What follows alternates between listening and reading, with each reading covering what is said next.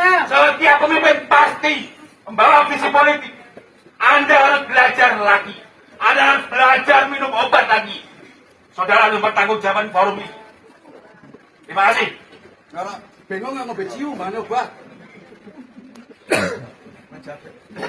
Coba, jawab. Tolong diulangi Pak. Diulangi Pak. Diulangi. Saya meminta maaf. Halo, apa kabar? Bung Rocky, itu kemarin ternyata pernyataan Desmond yang menyentil PDIP karena mendorong pemerintah untuk minta maaf Pak kepada Bung Karno dan keluarganya itu berbuntut panjang ya. Ketika dia melakukan kunjungan ke Jawa Tengah, itu ke Purworejo kebetulan karena Komisi 3 meninjau Wadas, bagaimana kelanjutannya. Ternyata kemudian dia didemo, digeruduk lah kalau dalam bahasa sananya oleh kader-kader PDIP, oleh DPC PDIP Purworejo, dan kemudian Desmond minta maaf dan dia menjelaskan bahwa itu wartawannya kelihatannya salah mengutip konteks pernyataannya karena menurut dia itu bercanda gitu, tapi pesannya sampai berbeda. Nah, tapi menurut saya ini yang jadi menarik agak apa ya, kita berbeda pendapat dan kemudian ada tekanan-tekanan secara fisik yang menurut saya ini kurang sehat lah bagi perkembangan demokrasi kita gitu. Ya itu yang nggak boleh tuh. Orang menganggap kalau kita tanya Bung Karno seorang demokrat apa seorang otoriter, seorang tiran tuh. Nah, orang mendua di situ. Saya bilang dia adalah tiran. Ya karena saya tahu terakhir Pak Karno mau jadi presiden seumur hidup, maka itu artinya tiran tuh. Dia adalah seorang demokrat. Karena di awal kemerdekaan dia mengajarkan publik tentang demokrasi dan itu yang dia pakai untuk melawan kolonialisme tuh. Pidato bagus di 30 Desember di sidang LAN di Bandung itu menunjukkan kemampuan Bung Karno untuk membangkitkan ide demokrasi, bahkan ide penentuan nasib sendiri sebelum Indonesia PBB. menggugat ya. Indonesia menggugat itu kan yang keren itu.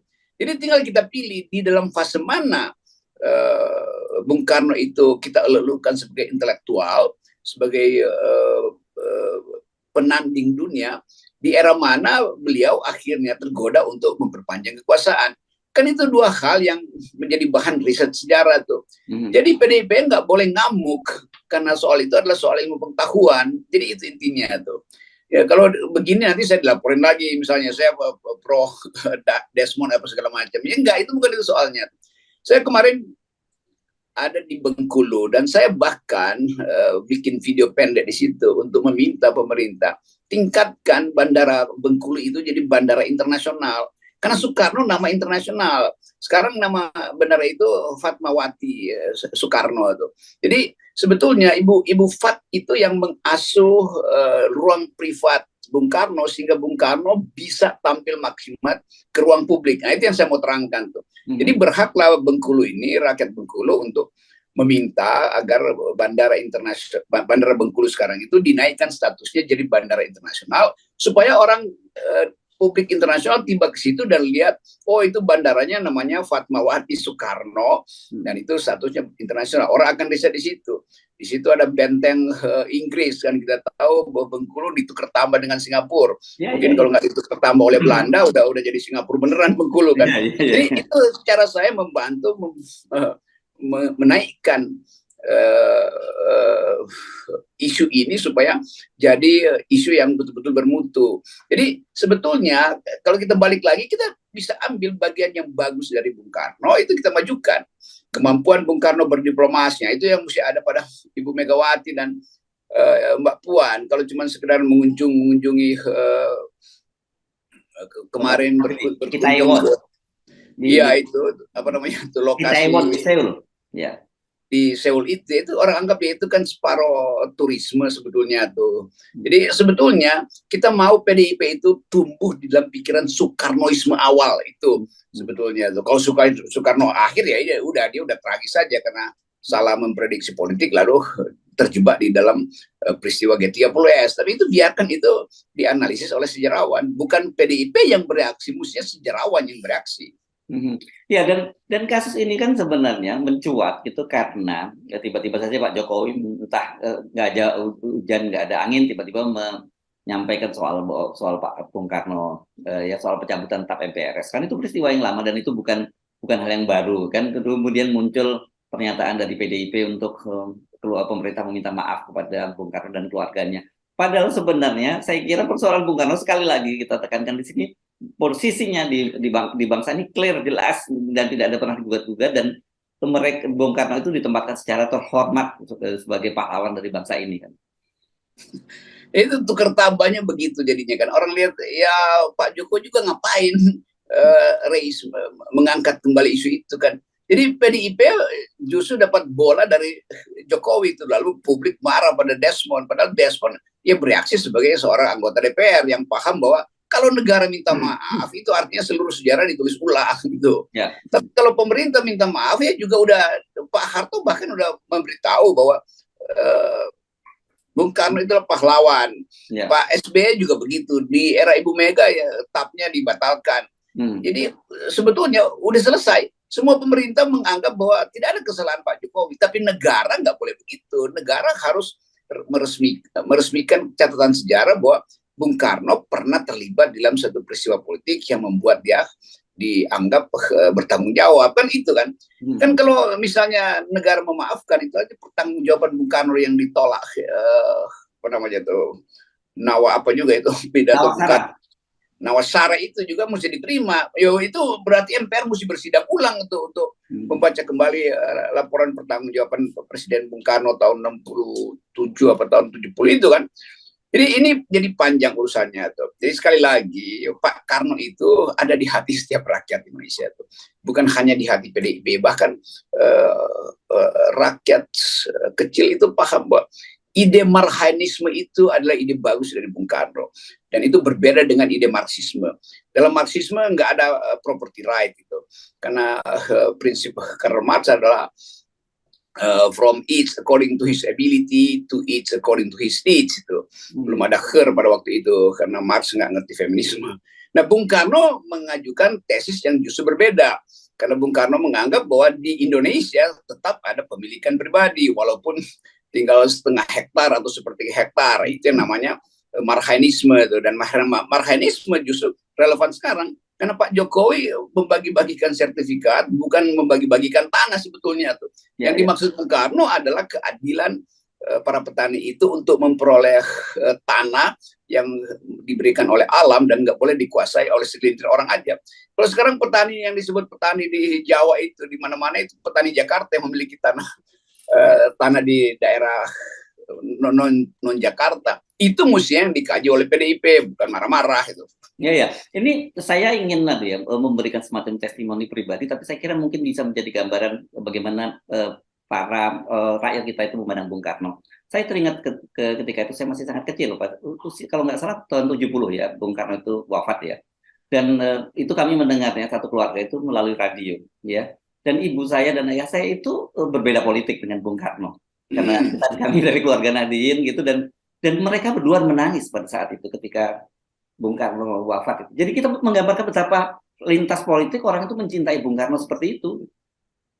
Iya, dan kan akhirnya kita mesti paham Bung Karno itu dia dijepit oleh dua kekuatan besar timur barat pada waktu itu, dan Bung Karno salah bikin hitungan. Nah, kesalahan itu ya terpaksa dia mesti tanggung karena dia yang sedang menuntun bangsa ini lalu tergelincir ke dalam kekerasan 1965 itu biasa sekali itu. Tetapi seseorang setelah meninggalkan gelanggang politik, orang mengenang Bung Karno kok dia diasingkan ya, padahal sebetulnya ya udahlah Bung Karno ada kesalahan, tapi kenapa mesti diasingkan sampai akhirnya meninggal di rumah tahanan sebetulnya atau di Wisma Yaso, Pak. Yes. Jadi sebetulnya publik Indonesia itu sangat peka dengan keadilan. Pak Harto juga dimaafkan sebetulnya karena etika Pak Harto di hari-hari terakhir bagus sekali itu. Saya mengundurkan diri supaya tidak terjadi pertumpahan darah tuh, dan gitu dia orang ingat bagian akhirnya tuh.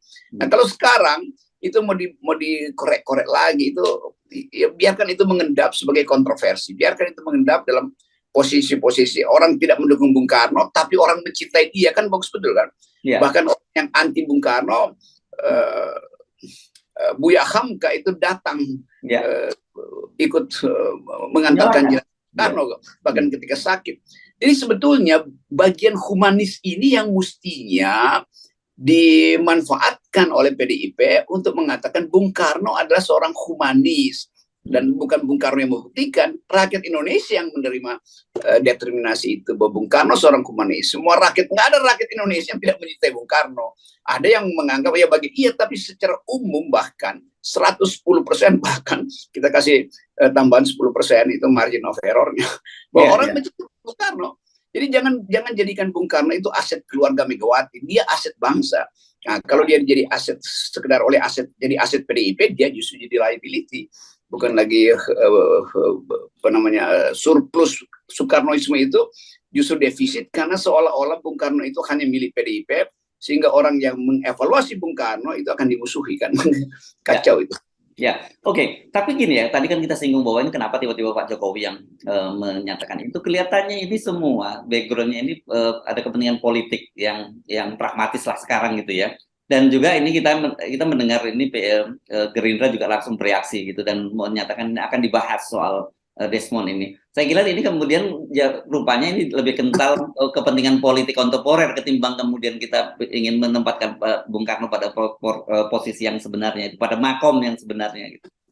Itu artinya jadi urusan DPP kan, jadi nanti dianggap Desmond ini faksi yang aneh di Gerindra, maka mesti dapat hukuman itu. Ada faksi yang mungkin merasa ya lebih dekat dengan Prabowo ketimbang Desmond tuh, atau Dasko menganggap bahwa ini bagian yang membahayakan partai. Nggak ada soal di situ tuh. Tetapi jangan Desmond itu kemudian dihukum hanya karena mengucapkan itu. Desmond punya hak sebagai anggota DPR, independen dia, enggak. Sebagai anggota DPR, Desmond tidak terikat pada cara partai memandang Bung Karno. Kan Bung Karno kan harus dipandang dari visi sejarah, bukan dari kepentingan partai, apalagi kepentingan capres mencapres kan. Jadi itu intinya. Jadi saya anggap Desmond benar di situ, dan mereka yang ingin melukai Desmond secara politik itu juga nggak jujur tuh.